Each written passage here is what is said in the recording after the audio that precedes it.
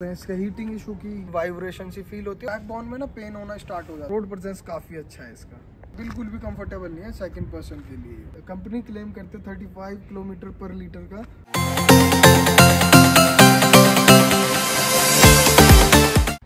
हर महादेव वोक करता हूँ, आप सभी लोग ठीक होंगे। आज का व्लॉग स्टार्ट करते हैं।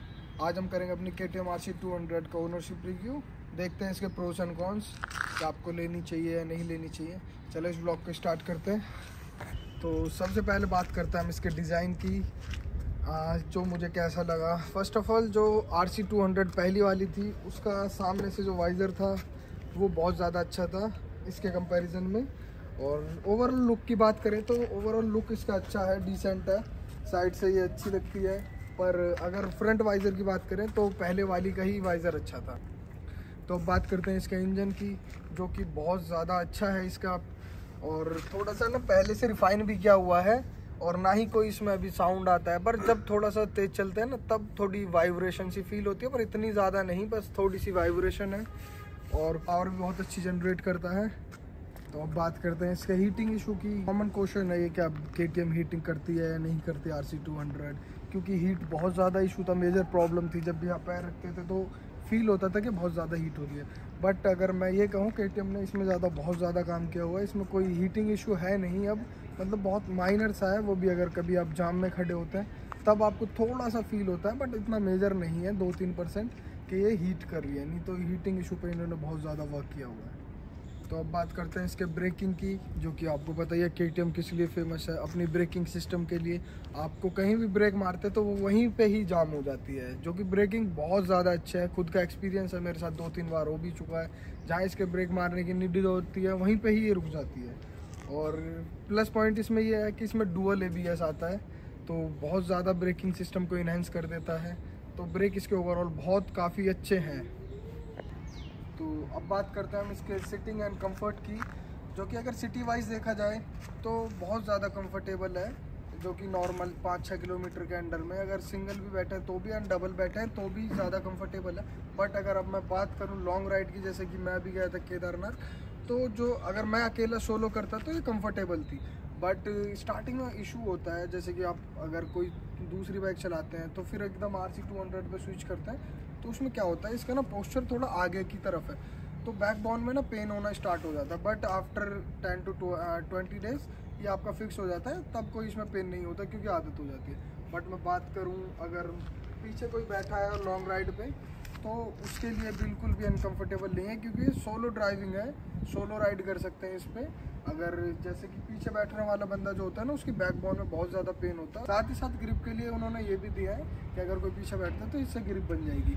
बट मैं बात करूँ, इससे कोई मैटर नहीं करता, क्योंकि जो अप साइड बहुत ज़्यादा कर दिया KTM वालों ने। अगर कोई बैठता है तो ऐसे उसको राउंड करके बैठना पड़ता है, अगर सीधे करता है तो सामने से ही हवा लगती है, तो बिल्कुल भी कंफर्टेबल नहीं है सेकंड पर्सन के लिए।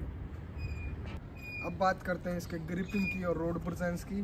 तो ग्रिपिंग के अकॉर्डिंग, जैसे कि आप सब होता है कि अगर कोई बाइक ले रहा है स्पोर्ट्स बाइक, तो मेन होती है ग्रिपिंग। अगर कहीं ब्रेक मारना पड़ता है, लीन करनी पड़ती है, या इमरजेंसी में कुछ भी होता है, तो रोड पे कैसी इसकी ग्रिप है। तो अगर जैसे लीन करते हैं, तो मैं पर्सनल एक्सपीरियंस बताऊँ तो बहुत ज़्यादा अच्छी है। मैं ओवरऑल पूरी लीन कर चुका हूँ इस बाइक को, अपने घोंटे भी नीचे लगा चुका हूँ ज़मीन से, पर ऐसा कुछ हुआ नहीं। कि बहुत अच्छी इसकी रोड ग्रिपिंग है। अब बात करते हैं इसके रोड प्रेजेंस की, जो कि रोड प्रेजेंस का काफ़ी हद तक बहुत अच्छा दिया हुआ है पहले से। और जैसे कि मैं इसको जब चलाता हूँ तो हर कोई आगे पूछता है भाई कौन सी बाइक है, क्योंकि उनको नहीं पता है कौन सी बाइक है। मेजरली लोगों को नहीं पता, क्योंकि पहले से ही देखते आ रहे हैं RC BS3 BS4 जो पुराना वाला मॉडल था। बट अब RC पूरी की पूरी चेंज कर दी गई है, तो हर कोई आगे पूछता है। और इसका रोड प्रेजेंस काफ़ी अच्छा है, तो ऐसा लगता है कहीं ना कहीं कि मेरे पैसे वसूल हो गए इसे परचेज़ करने के बाद। कहीं कहीं कुछ डिसएडवांटेज भी है, उसकी भी बात करेंगे आगे। पर ओवरऑल जो मैं कहूँ तो रोड प्रेजेंस काफ़ी अच्छा है इसका। बस खाली आगे से ही थोड़ा सा डिसअपॉइंटमेंट है, नहीं तो ओवरऑल जो लुक है बहुत ज़्यादा प्यारा दिया हुआ है इसका। और रोड प्रेजेंस की बात करें तो हर कोई बंदा इसे देखता है मुड़ के।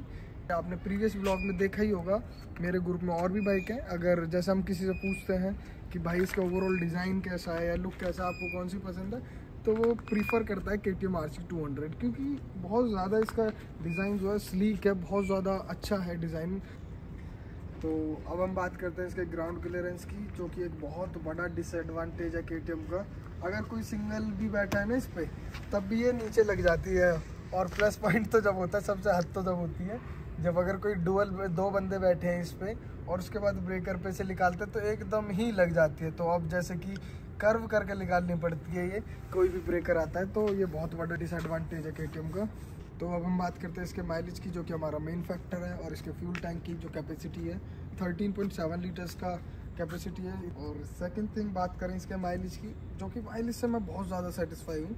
जैसे कि मैं मोस्टली लॉन्ग राइड पे ही रहता हूँ, सिटी में बहुत कम चलाता हूँ मैं इसे। तो जो सिटी में देखा जाए तो उसका माइलेज आराम से 30 से 32 का चला जाता है। पर प्लस पॉइंट तो ये होता है, मैं खुद बिलीव नहीं कर पा रहा इस पर, क्योंकि कंपनी क्लेम करते 35 किलोमीटर पर लीटर का, बट जैसे कि मैं चलाता हूँ तो हाईवे पे इसका आराम से, मैंने माइलेज टेस्ट भी करा था, उसमें भी आप देख सकते हैं जाके। बट जैसे कि हाईवे पे मैं चलाता हूँ तो ओवरऑल जो इसका माइलेज इसने मुझे दिया पर लीटर, वो था इसका 42 किलोमीटर पर लीटर, जो कि बहुत ज़्यादा एफिशिएंट है पर लीटर में KTM RC 200 से। तो मैं बहुत ज़्यादा सेटिस्फाई हूँ इसके माइलेज से, तो बहुत बड़ा प्लस पॉइंट है मेरे लिए। तो अब हम बात करते हैं इसकी विजिबिलिटी एंड लाइट्स की, जो कि पूरी लाइट में LED DRLs दिए हुए हैं। LED प्रॉपर जो DRLs हैं ये डिसेंट है, इसके कोई फ़ायदा नहीं है डे में, पर नाइट में बहुत ज़्यादा एफिशिएंट है। तो ओवरऑल लुक बढ़ता है इससे, और कुछ नहीं। और जो LEDs हैं इसकी, मतलब इनकी जो लाइट में विजिबिलिटी है, नाइट में देखी जाए जो इनकी विजिबिलिटी, तो एक डिसेंट है, ज़्यादा खास भी नहीं है। क्योंकि मैं जब गया था बद्रीनाथ तो उसमें मुझे बहुत ज़्यादा दिक्कत हुई थी लाइट से रिलेटेड, क्योंकि इतनी ज़्यादा इसकी विजिबिलिटी नहीं थी लाइट में, अंधेरे में। तो ये इसका एक डिसएडवांटेज भी कह सकते हैं, एडवांटेज भी, मतलब डिसेंट है, ना ज़्यादा अच्छी लाइट है ना ज़्यादा ख़राब लाइट है। तो हम बात करते हैं इसके चैन कवर की, जो कि बहुत ज़्यादा इशू फेस करते हैं। जैसे कि आप सिटी में चलाते हैं तो अप्रोक्स 1 से 2 राइड के बाद ना ये साउंड करने लगता है और चैन ढीली हो जाती है, तो बहुत इनोइंग सा साउंड आता है, बहुत इरिटेटिंग सा साउंड आता है। तो आपको लगता है कि पता नहीं क्या इशू आया, बट जो साउंड होता है ना, वो इस कैप का साउंड होता है। जब चैन थोड़ी सी ढीली हो जाती है तो वो इसमें आके लगने लगती है, आपको लगता है कि ये साउंड कर रहा है। इसीलिए मैंने पीछे का ये हटवा दिया था, क्या पता उसकी वजह से साउंड कर रहा हो। बट जो साउंड करता है वो ये साउंड करता है, जब चैन ढीली हो जाती है तो इसमें लग जाती है, यहाँ पे रबड़ होती है, वो आपको लगवानी पड़ती है। आप KTM के शोरूम में लगवा सकते हैं, तो खुद भी आप उसे कहीं से करोल बाग से या कहीं किसी भी मॉडिफिकेशन शॉप से आप करवा सकते हैं। तो ये एक बहुत बड़ा इरिटेटिंग सा पॉइंट है। तो जब भी आप ब्रेकर पे या किसी भी गड्ढे में जाते हैं तो ये साउंड करता है, तो बहुत अनोइंग सा लगता है। तो अब हम बात करते हैं इसके डिस्प्ले की। तो इसका जो डिस्प्ले है डिसेंट है, बट इस प्राइस सेगमेंट में अगर देखी जाए, आप अगर 2 से 2.5 लाख रुपए खर्च कर रहे हैं तो उसमें आपको ब्लूटूथ कनेक्टिविटी मिलनी चाहिए, बट इसमें ऐसा कुछ भी नहीं मिलता। इसमें आपको 2-3 ही ओवरऑल फंक्शंस मिलते हैं, ABS कंट्रोल एंड इन्फो वगैरह, और फ्यूल रेंज, जो मतलब कि अगर देखा जाए तो ये ज़्यादा वर्थ इट नहीं है। अगर KTM चाहते तो इसमें ब्लूटूथ कनेक्टिविटी दे सकते थे, जो कि बहुत ज़्यादा प्लस पॉइंट हो जाता है इस प्राइस रेंज में, जो कि इनको देना भी चाहिए था। तो डिस्प्ले इसका ज़्यादा खास नहीं है, डिसेंट है, बट ठीक है अगर देखा जाए ओवरऑल। ना ही कलरफुल है, खाली आपने इन्होंने एक जो ओवरऑल जो पुरानी डिस्प्ले आती थी ब्लैक एंड वाइट, वही इन्होंने शोकेस की हुई। तो अब जो मेन पॉइंट है, बात करते हैं मेरे पर्सनल एक्सपीरियंस की, कि मुझे कैसा फील होता है इसके लेने के बाद, और जो मेरा एक्सपीरियंस रहा KTM RC 200 MotoGP एडिशन के साथ। तो मेरा एक्सपीरियंस एकदम ख़राब रहा ओवरऑल। जैसे कि अगर मैं बात करूं तो मुझे बहुत ज़्यादा डिफ़िकल्टीज़ आई, क्योंकि अभी मुझे लिए हुए इसे 3 से 4 महीने ही हुए हैं। 3 से 4 महीने में इसमें बहुत ज़्यादा इश्यूज़ आए थे, पता नहीं क्या इशू। इसका जो मेन इशू था मेरा, जो गेयरिंग प्रॉब्लम थी, गियर सही से शिफ्ट नहीं होते, हालत की अब ठीक हो चुका है वो इशू। अब गियर में मुझे कोई इशू नहीं लगता। और जो मेरे साथ ऑलरेडी आप अगर मेरे सब्सक्राइबर है तो आपको पता होगा कि मुझे जो मेन इशू आते हैं वो इसके इंजन से रिलेटेड, और ये जो बबल लेने लगती है, मीन्स प्रॉपर एक्सेलरेट नहीं करता है, प्रॉपर रेस नहीं पकड़ती है, चलते में कभी भी बंद हो जाती है। तो मुझे वो इशू मेन आया था, बट मैंने इसको 2-3 बार सर्विस भी कराया। तो मेरा एक पर्सनल एक्सपीरियंस बहुत ख़राब हो गया KTM के साथ। हालांकि मुझ पर KTM की और भी बाइक हैं, बट उन पे मेरा ऐसा कोई भी एक्सपीरियंस नहीं रहा। हो सकता है कि कुछ मैन्युफैक्चरिंग डिफेक्ट रहा हो इसमें, इसलिए मुझे ये इशू आया। बट अगर मैं अभी की बात करूँ तो अभी ऐसा कुछ भी इशू नहीं है। मैंने कंप्लेन करी थी KTM में, जो कि अब फिक्स हो चुकी है। तो तो अब इसमें हालांकि कोई इशू मुझे नहीं दिखता है, कोई इंजन साउंड, ना ही कोई गेयरिंग में इशू, ना ही कोई अब रेस में कोई इशू आ रहा, ना ही इसके सेंसर्स में कोई इशू आ रहा। अब तक तो सब कुछ सही चल रहा है क्योंकि उन्होंने अब फिक्स करके दे दिया है मुझे सारा कुछ। तो अभी मैं अपना अगर एक्सपीरियंस बताऊँ तो अगर पहले के अकॉर्डिंग मैं एक्सपीरियंस बताऊँ तो मेरा बहुत ज़्यादा ख़राब एक्सपीरियंस रहा था। बट जब से ठीक होगा ये तो मुझे एक लगता है कि मैं कुछ चला रहा हूँ, मुझे वाइब आती है इसे चलाने पर, जो कि बहुत अच्छी चीज़ है जो उन्होंने इस पर काम करा और ठीक करके मुझे दी। एंड जो मेरा एक्सपीरियंस रहा तो ना ही ज़्यादा अच्छा एक्सपीरियंस है, ना ही ज़्यादा बेकार एक्सपीरियंस है मेरा, मीन्स न्यूट्रल है। ना ही मैं प्रीफर करूँगा कि इसके लिए, ना ही मैं प्रीफर करूँगा किसी और के लिए।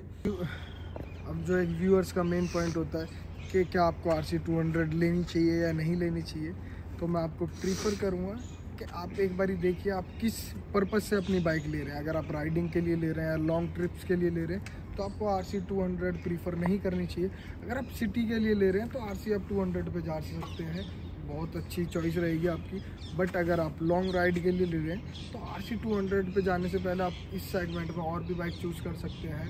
RC200 बिल्कुल भी वर्थ इट नहीं होगा लॉन्ग ट्रिप के लिए, क्योंकि मुझे बहुत ज़्यादा इशूज़ आते हैं लॉन्ग ट्रिप में, क्योंकि पहले आया था, अभी मैं कहीं गया नहीं, अभी नेक्स्ट ट्रिप होगी मेरी, तो उसमें देखते हैं अगर कोई इशू आता है। तो आपको मैं यही कहूँगा कि अगर आप लॉन्ग राइड के ले रहे हैं तो RC200 पे बिल्कुल मत जाइएगा। अगर आप सिटी वाइज ले रहे हैं तो आप RC200 चूज़ कर सकते हैं। बट हाँ, मैं आपको ये कहना चाहूँगा कि अगर आप KTM RC200 की सोच रहे हैं बाई करने को, तो अगर आप थोड़ा सा अपना बजट हाइक कर सकते हैं तो आप जा सकते हैं अपाचे RR 310 पे, या अभी न्यू बाइक्स लॉन्च हो रही हैं अप्रीला 457 cc, जो कि एक बहुत ज़्यादा कॉम्पैक्ट बाइक है, तो आप उसको प्रीफर कर सकते हैं RC200 के अलावा। तो इस ब्लॉग को करते हैं ही ख़त्म, मिलता है नेक्स्ट ब्लॉग में, जब तक के लिए हर हर महादेव।